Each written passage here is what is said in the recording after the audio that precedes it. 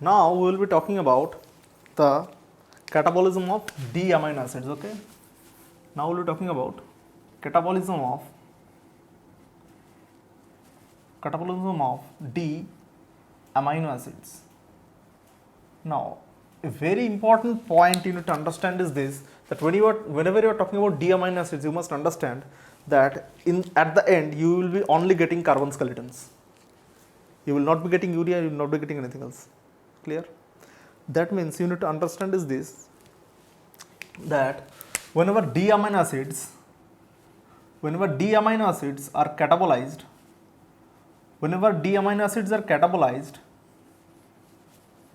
okay, whenever D amino acids are catabolized, then they give rise to three things. Okay. Then they give rise to three things. Okay. Number one is keto acid, the main carbon skeleton, keto acids. Number two, ammonia. And number three is a very unusual product, which is hydrogen peroxide. Clear? Now, so as we were discussing that this reaction is catalyzed by a very interesting enzyme known by the name of D amino acid oxidase. Okay, D amino acid oxidase.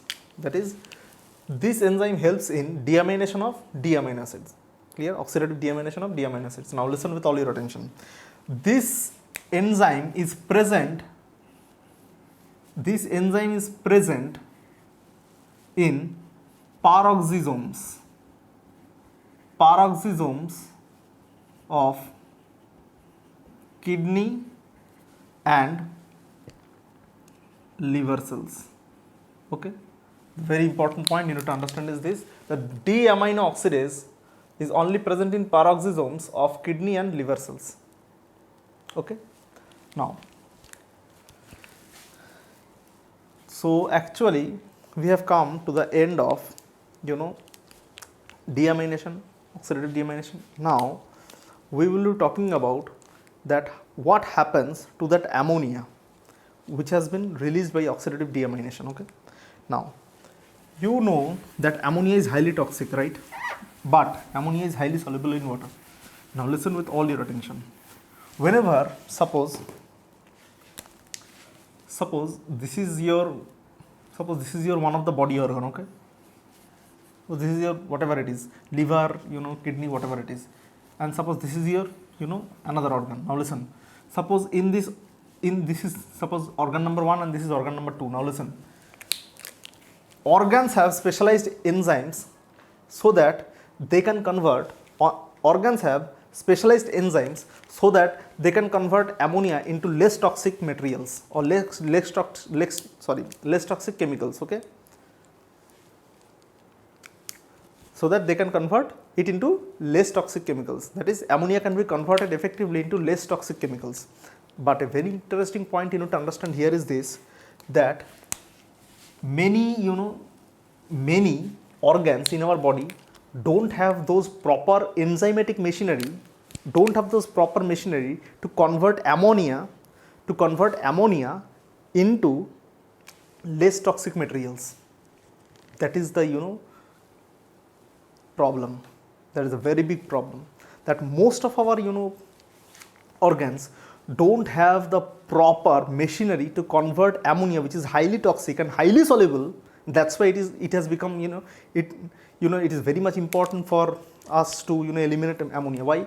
Because if they try to enter our bloodstream, then bloodstream has a lot of water, therefore they will be mixed up and they will create problems. Now, which organ is most affected by ammonia toxicity? One of the best organ which is affected by ammonia toxicity is brain. Okay, now, so suppose this is organ 1 and this is organ 2. Suppose both these organs, suppose organ 1 cannot convert or eliminate ammonia, but organ 2 can. then organ 1 will have to transfer the ammonia to organ 2, right? Suppose organ 1 cannot eliminate ammonia, but organ 2 can. Then organ 1 will have to transfer the ammonia to organ 2. That's it. Then it can, then this organ 1 can eliminate ammonia, right? Now, a very important point you need to understand is this, that where is the problem? In the transfer there is a problem. In the transfer of this ammonia there is a problem, okay? In the transfer mechanism, in this transfer mechanism only there is a problem. Why there is a problem? Because when you are talking about this transfer mechanism, you must understand you are actually talking about bloodstream. You are actually talking about bloodstream, and there is the problem. The problem is ammonia is highly soluble in water, therefore bloodstreams cannot be used to transport, ammonia in that original form. That means if organ 1 decides to transfer ammonia, if organ 1 decides to transfer ammonia to its native form, they cannot. It cannot. Okay.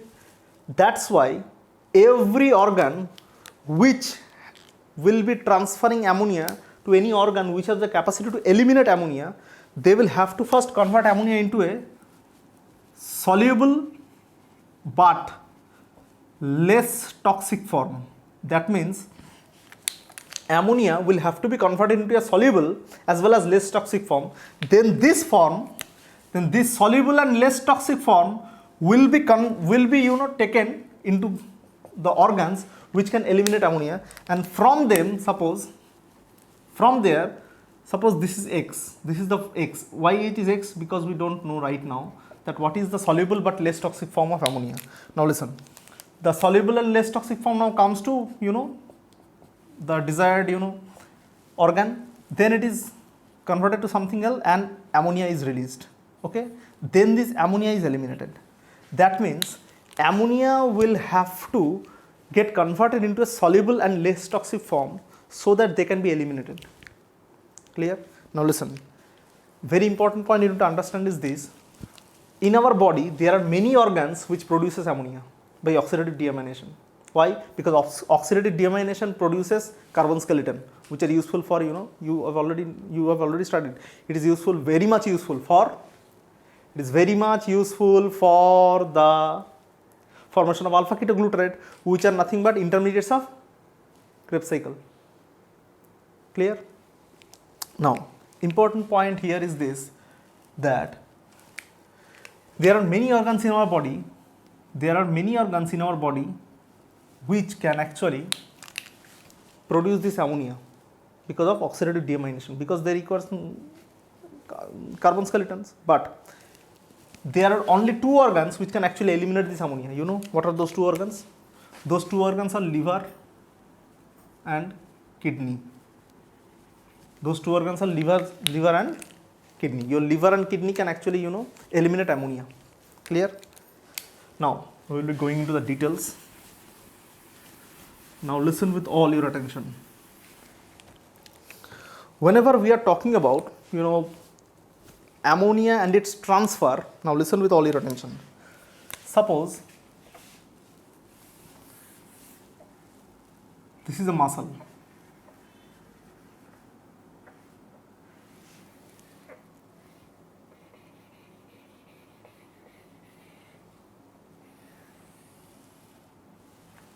Suppose this is a muscle, okay?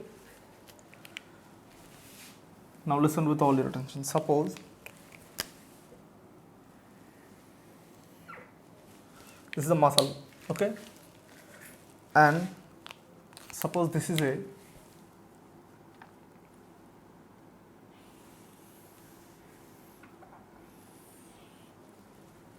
liver and this is a kidney.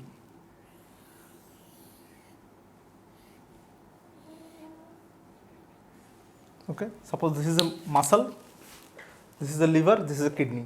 Okay, now listen with all your attention. Now this organ is producing what? This organ, now listen with all your attention. On the left hand side of my board, the organ will be producing ammonia, and on the right hand side of my board, the organ will be producing ammonia, and on the left hand side, these organs, that is liver and kidney, they are responsible for eliminating the ammonia from our body. Now listen with all your attention. Whenever we are trying to talk about, production of ammonia, or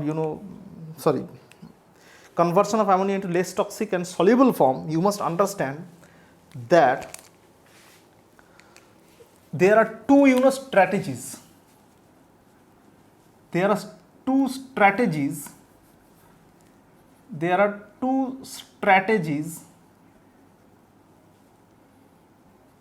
which our body actually performs.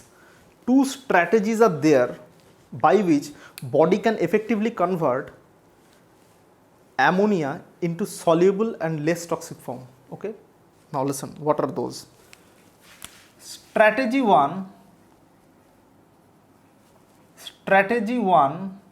is production of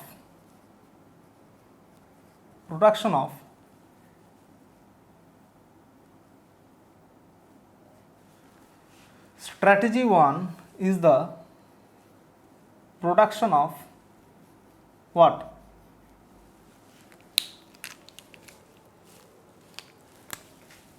Glutamine.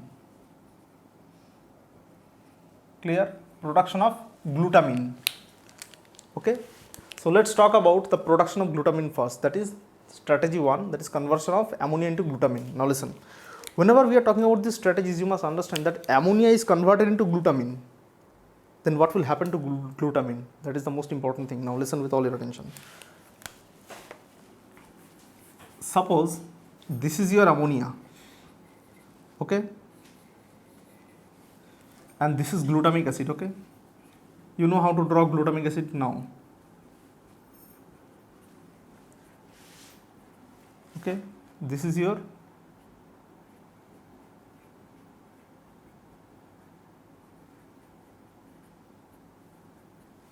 glutamic acid.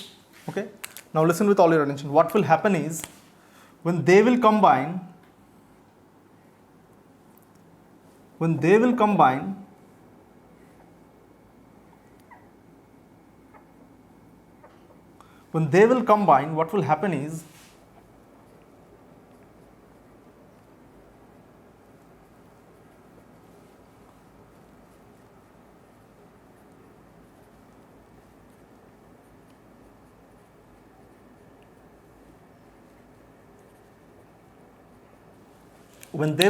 what will happen is, this will form, and this is glutamine, and this is what?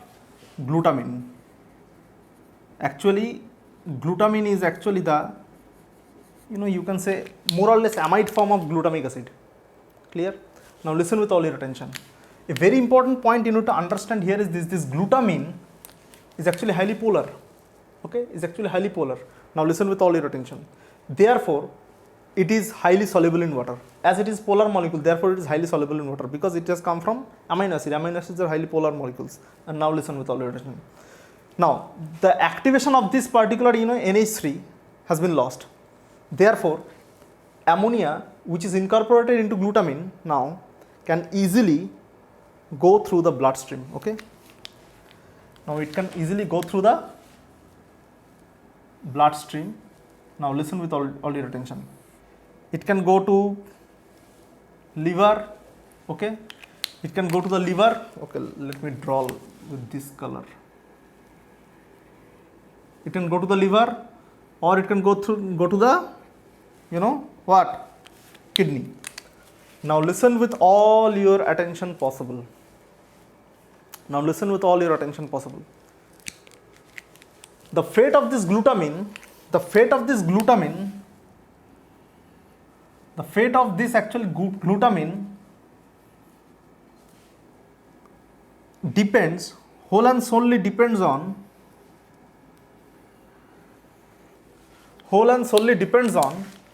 where it is going. Now listen, suppose there are 100 glutamine molecule produced. Now 50 goes into the kidney and 50 suppose goes into the liver. Now listen, those 50 glutamine molecules which are going to the kidney, they will have a different fate. They will have a different ending.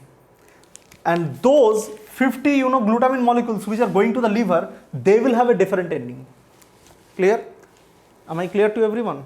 That is, those molecules of glutamine which are coming to the liver via blood vessels, they will have a different form of a different what ending altogether. That means they will be converted into something else.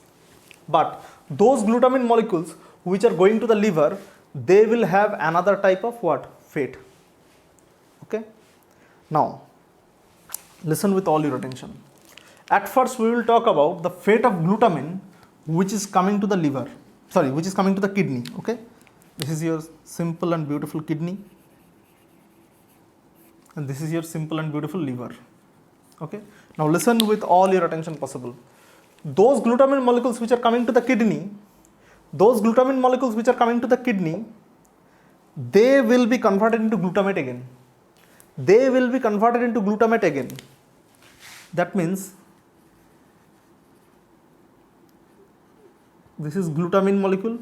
Okay, I will not be drawing the structures here because the structures are already drawn there. Okay, now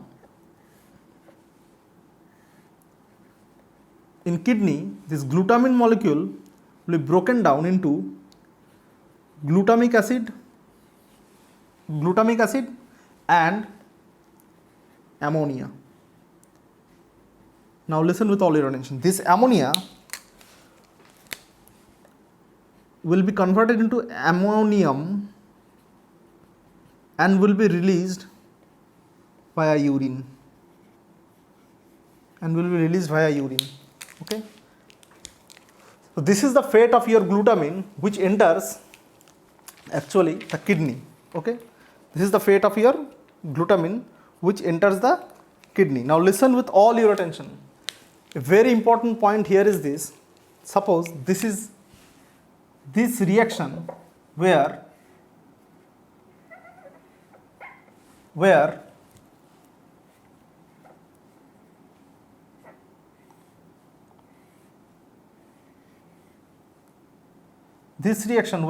ammonia binds with glutamic acid, and in this reaction where ammonia is leaving glutamic acid, both of them are enzymatically controlled by different set of enzymes. Okay, both of them are enzymatically controlled by different sets of enzyme. Okay, now listen.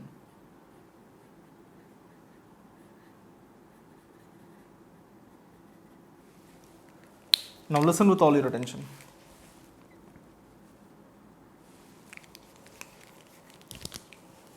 Now the enzyme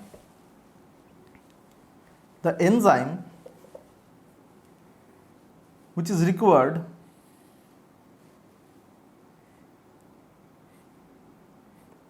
for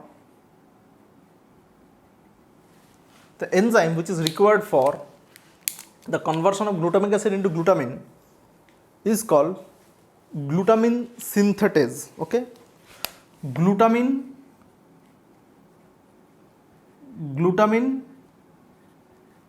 synthetase, not synthase, synthetase. Okay, and the enzyme required to convert this glutamine into glutamic acid is known by the name of glutaminase. Glutaminase. That's it. Okay, this is glutamine synthetase and this is glutaminase. Clear? Okay, now a very important point here you need to understand is this, that suppose what will be the fate of this glutamic acid. You should all wonder what is the fate of this glutamic acid. Now listen, it's very simple. This glutamic acid, when it is in kidney, is converted into alpha ketoglutarate, and this alpha ketoglutarate being an intermediate of TCA cycle, they can engage in energy generation. Clear? They can engage themselves in energy generation. Now listen with all your attention. A very important point here you need to understand is this, that for the conversion of this glutamic acid into alpha ketoglutarate, you need to remove what? You need to remove another ammonia, right? You need to remove another ammonia. Why? Because glutamic acid has ammonia. And how can you only get this carbon? You want this carbon skeleton to convert this into alpha ketoglutarate. Now what you will have to do is you will have to take out this ammonia. You will have to take out this ammonia. Now how can you take out this ammonia only without damaging the carbon skeleton? By applying the concept of oxidative deamination. That is, here the enzyme which is applicable is, here the enzyme which is applicable is glutamate dehydrogenase, which we have already discussed in great detail, okay, just before this topic. Okay, here glutamate dehydrogenase will act, and this is what? This is nothing but what? This is nothing but oxidative deamination, right? This is oxidative deamination. So what is the actual fate of this glutamine when it comes to kidney? It is, at first, from glutamine ammonia will be released in the form of ammonium with the help of urination. Now what will happen to this glutamic acid? This glutamic acid will be converted into alpha ketoglutarate, and this glutamic acid will release actually an NH3 plus, right? And this NH3 plus will again become gone through this ammonium formation. Now what is this step? This is oxidative deamination. We have already read in great details what is this. Okay, so this is the fate of glutamine when it will step in the kidney. Now here we need to understand a very basic thing, that is, whenever this glutamine ends up in the liver, the same reaction will occur here also. The same reactions will occur here also. That is, I will have to draw a bigger liver which must look like a hepatomegaly. Okay,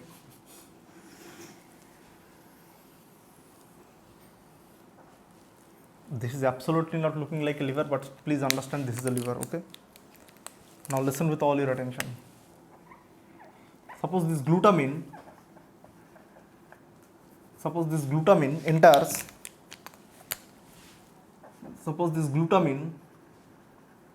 enters, your liver. Okay, now what will happen is this glutamine will be again converted into ammonium ions and what? Glutamic acid, right? Now this glutamic acid will undergo oxidative deamination to release further ammonia, and it will again be converted into alpha ketoglutarate, right? And this is due to glutamate dehydrogenase enzyme, okay, right? And this is due to glutaminase, right?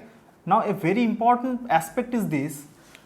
Now when this glutamine went to kidney, then glutamine, after glutaminase action, this ammonia was converted into ammonium, and it was it has gone down with the help of urination. But a very important difference when glutamine goes to liver is this ammonium will not come out as ammonium, but instead it will be converted. This ammonia will be converted into nothing but the great urea. That means our next topic is nothing but urea cycle. How this urea is actually produced and how it is excreted. That's it. This is our next topic. Now a very important point you need to understand here is this. We'll talk about urea cycle later. We will talk about this urea cycle, don't worry. Okay, but we must first understand now, this was our strategy 1, that is production of glutamine. What was our main theme? I think you all are lost. Now what was our main theme? Our main theme was to convert this ammonia into less toxic and soluble form, and the less toxic and soluble form was in the strategy 1, production of glutamine. And we saw what is the fate of glutamine in this diagram. Okay, we saw what is the fate of glutamine, right? Now a very important point you need to understand is this, that we will have to now understand a very basic thing here also. We'll have to now understand a very basic thing here also. That is, what is the strategy 2? What is the strategy 2 or strategy number 2 for the excretion of ammonia?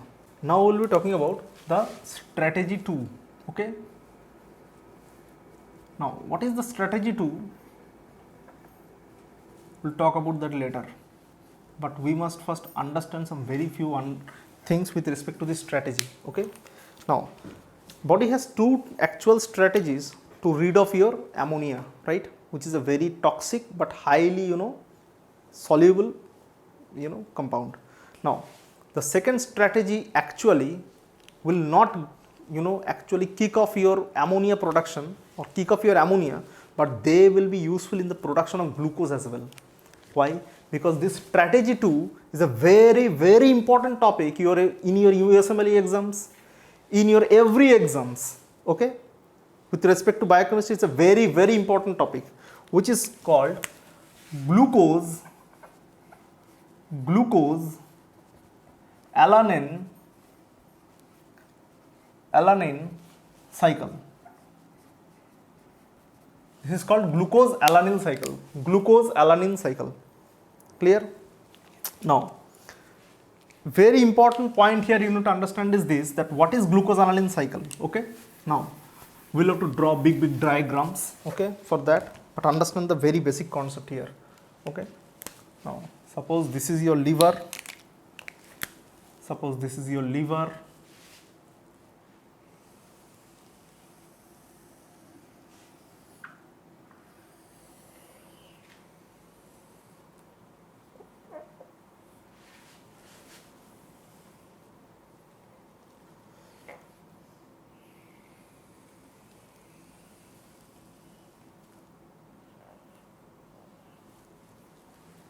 liver, okay, and this is suppose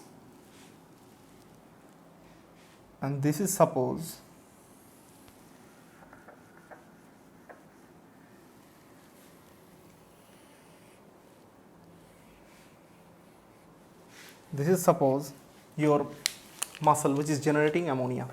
Okay. Now listen with all your attention. A very intelligent thing actually is occurring right now in your body as well. Clear? Which is glucose alanine cycle. We will be talking about that, which is the strategy 2 of your body to kick off what? Ammonia. Okay. Now listen with all your attention possible.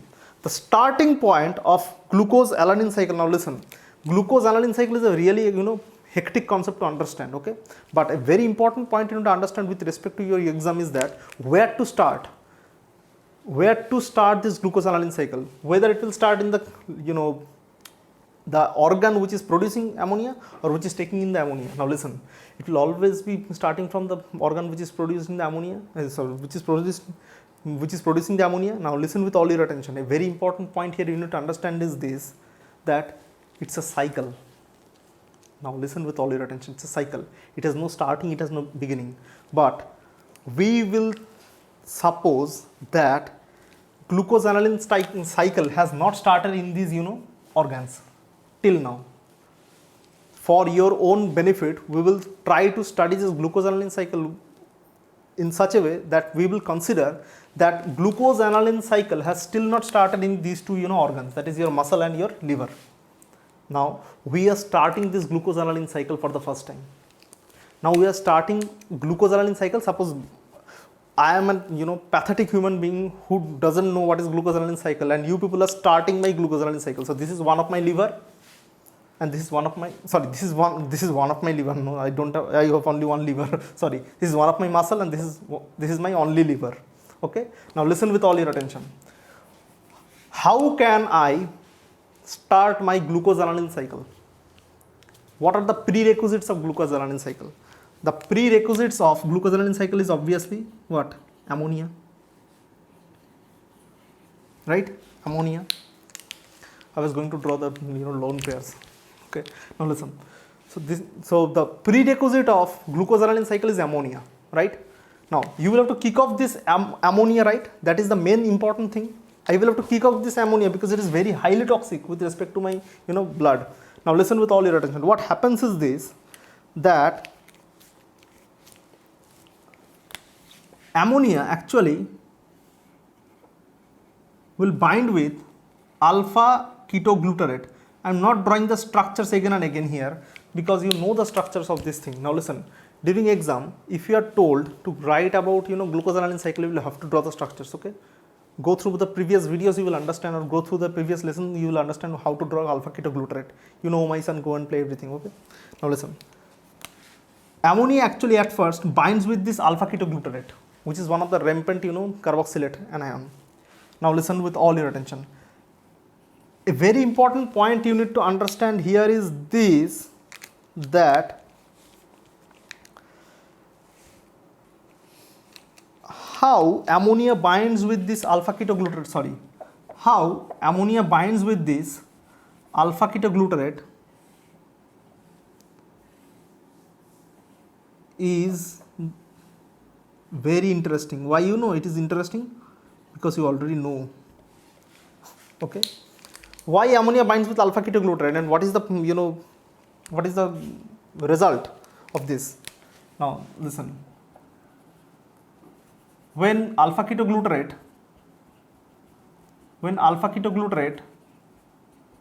binds with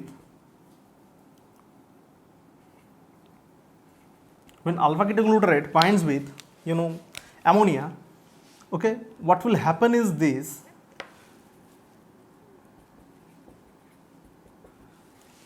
this will happen. That means it is what? It has been converted, this alpha ketoglutarate has been converted into glutamate, right? It has been converted into glutamate. Now listen with all your attention possible on this earth. That means, what is this? This alpha ketoglutarate has been converted into glutamate. Alpha ketoglutarate has been converted into glutamate. Now, a very important point here you need to understand is this: when this alpha ketoglutarate is converted into glutamate and ammonia is responsible for that, then what is the type of reaction? This is nothing but reductive deamination. This is nothing but reductive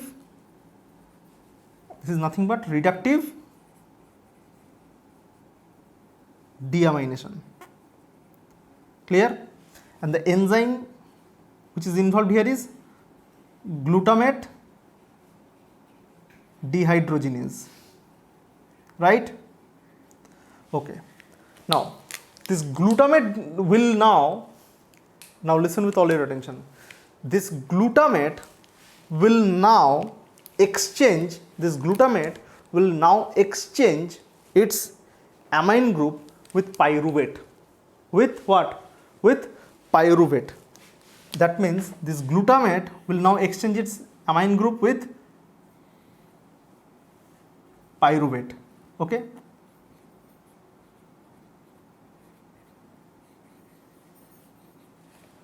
this glutamate will now exchange its amine group with pyruvate, and pyruvate will be successfully converted into alanine. Okay, pyruvate will be successfully converted into alanine. Now, if you are really intelligent, you can understand, or you can at least tell me what is the enzyme involved here. This is nothing but a transamination reaction. That means ALT. Alanine transaminase is the enzyme required here. Okay. Now, pyruvate has been converted into alanine, right?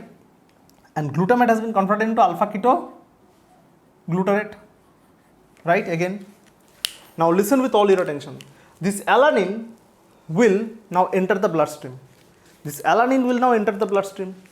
Why? Because this alanine is actually now carrying this ammonia. Okay. Now listen with all your attention. This alanine will now enter the bloodstream and will finally reach what? Reach where? My liver. Okay. I was talking about my system. Okay. Now it will reach my liver. Okay. Now, a very important point you need to understand here is this, that suppose this is the alanine which has been produced by the distant organ, specifically muscle. Okay, suppose. Now, When this alanine enters, what will happen is this alanine will again undergo a transamination process. This alanine will again undergo a transamination process and will exchange its amine group with another compound. This is alpha ketoglutarate. Okay. Now this alanine will exchange its amine group with alpha ketoglutarate. Okay. With alpha ketoglutarate, and this alpha ketoglutarate will be converted into glutamate, right? Glutamate, and this alanine will be converted into pyruvate, right? The alanine will be converted into what? Pyruvate. Now listen with all your attention. This pyruvate, via multiple steps of gluconeogenesis, you have already learnt what is gluconeogenesis, will be converted into glucose. Okay, will be converted into glucose, and this glucose will now enter the muscle, which is very much required in the muscle. Okay, now listen, this glucose will now enter the muscle. Now listen with all your attention. When this glucose enters the muscle, what will happen is this. This glucose will undergo oxidation, that is glycolysis, and will be converted into pyruvate. Okay, will be converted into pyruvate, and this pyruvate will be required here, and this pyruvate will be required here. Clear? This pyruvate will be required here. Okay, now listen with all your attention. If you want to really learn what is actually glucose-alanine cycle, you must understand that it is actually nothing but PAPGP. Okay, pyruvate, alanine, then pyruvate, glucose, then pyruvate again. That's it. Okay. Now listen. So whenever you are trying to understand what is glucose-alanine cycle, just understand PAPGP. Okay. Now, important point to understand is, if you try to draw this PAPGP in the sequence, you will notice that glucose-alanine cycle is actually a special case of transamination and reductive deamination, nothing else. Clear? Just understand that there is transamination in the what? This is what? ALT again. There is transamination occurring in the, there is one transamination occurring in the, where? Occurring in the muscle, and the opposite of this transamination is occurring in the liver. That's it. The opposite of this transamination is actually occurring in the liver. Clear? That means there are two transamination reactions you will have to understand. That's it. You don't have to memorize, you understand it. Okay? Okay. So now important point here again you need to understand is this. This glutamate, which is produced in the liver, may come back to alpha ketoglutarate, and this alpha ketoglutarate may enter TCA cycle. Okay, so that they can generate energy. Now what is this reaction? This is what? This is oxidative deamination. There was what? There was reductive deamination. Now listen with all your attention how you will understand what is going on in in liver and muscle, in muscle and liver. Now listen, glucose-alanine cycle is nothing but obverse and reverse of the same coin. Now listen, if the forward reaction is occurring in the muscle, then the reverse reaction is occurring in the liver. That's it. It's very simple. Now this is what? This is oxidative deamination. Oxidative deamination. Right? This is oxidative deamination. Now the reaction involved here is what? Reaction involved is glutamate dehydrogenase. Clear? Okay. So this was your glucose alanine cycle, which is one of the strategy of our body to get rid of ammonia, so that they can be converted to something useful. Clear? Okay. Okay. So now we will be talking about urea cycle. Clear? We will be talking about urea cycle.